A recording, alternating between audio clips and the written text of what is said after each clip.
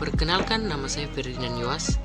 Di sini saya akan menjelaskan sedikit tentang kontrak pengajaran dan pasar global, laporan keuangan dan pelaporan keuangan. Terlebih dahulu saya menjelaskan tentang kontrak pengajaran. Kontrak pengajaran ialah rancangan perkuliahan yang disepakati bersama antara dosen dan mahasiswa. Kontrak pengajaran disusun oleh dosen yang lebih memahami apa yang diperlukan oleh mahasiswa dalam mata kuliah tersebut dan disepakati bersama antara dosen dan mahasiswa. Selanjutnya, pasar global adalah kegiatan pemasaran yang melewati batas-batas lebih dari satu negara. Pasar global merupakan penerapan konsep, prinsip, aktivitas, dan proses manajemen pemasaran dalam rangka menyalurkan ide, barang atau jasa perusahaan kepada konsumen di berbagai negara. Laporan keuangan adalah catatan informasi keuangan suatu perusahaan pada suatu periode akuntansi yang dapat digunakan untuk menggambarkan kinerja perusahaan tersebut. Dan yang terakhir adalah pelaporan keuangan. Singkatnya, tujuan pelaporan keuangan adalah untuk menyediakan informasi yang menyangkut posisi keuangan, kinerja keuangan, serta perubahan posisi keuangan suatu perusahaan. Sekian dari saya dan terima kasih. Perkenalkan, nama saya Jansen Sulle. Di sini saya akan menjelaskan tentang tujuan laporan keuangan dan organisasi pensiun standar. Yang pertama, tujuan laporan keuangan. Tujuan laporan keuangan adalah menyediakan informasi yang menyangkut posisi keuangan, kinerja, serta perubahan posisi keuangan suatu perusahaan yang bermanfaat bagi sejumlah besar pemakai dalam pengambilan keputusan ekonomi. Laporan keuangan juga menunjukkan apa yang telah dilakukan manajemen atau pertanggungjawaban manajemen atas sumber daya yang dipercayakan kepadanya.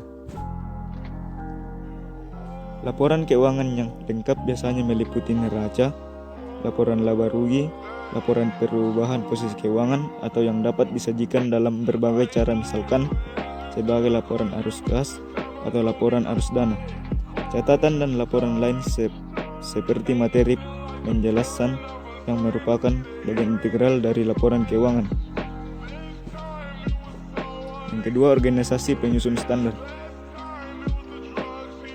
Standar akuntansi merupakan masalah yang penting dalam dunia profesi akuntansi, termasuk bagi para pemakai laporan keuangan.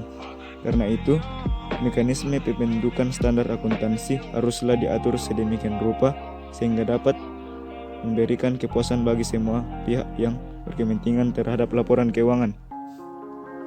Standar akuntansi ini akan secara terus-menerus berubah dan berkembang seiring dengan perkembangan zaman, dunia usaha, dan kemajuan teknologi. Sekian dan terima kasih. Perkenalkan, nama saya Kevin Leonardo Lambongan. Di sini saya akan menjelaskan tantangan pelaporan keuangan menggunakan IFRS. Jadi pertama itu, apa itu IFRS? Jadi IFRS itu adalah International Financial Reporting Standard atau disebut dengan IFRS atau Standar Pelaporan Keuangan Internasional. Tersebut adalah penerapan aturan umum laporan keuangan sehingga laporan tersebut menjadi konsisten, transparan, dan dapat dibandingkan di seluruh dunia. IFRS diterbitkan oleh International Accounting Standard Board atau IASB.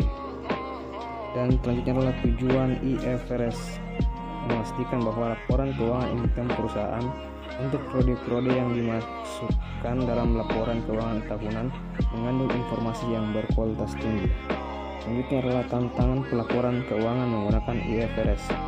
Jadi meningkatnya daya banding laporan keuangan, meningkatnya kualitas informasi yang diberikan kepada pasar modal, dan menghilangkan hambatan arus modal internasional dengan mengurangi perbedaan dalam ketentuan pelaporan keuangan, meningkatkan kualitas pelaporan keuangan menuju best practice.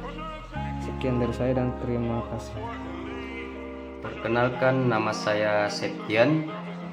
Di sini saya akan menjelaskan pengakuan, pengukuran, dan pengungkapan.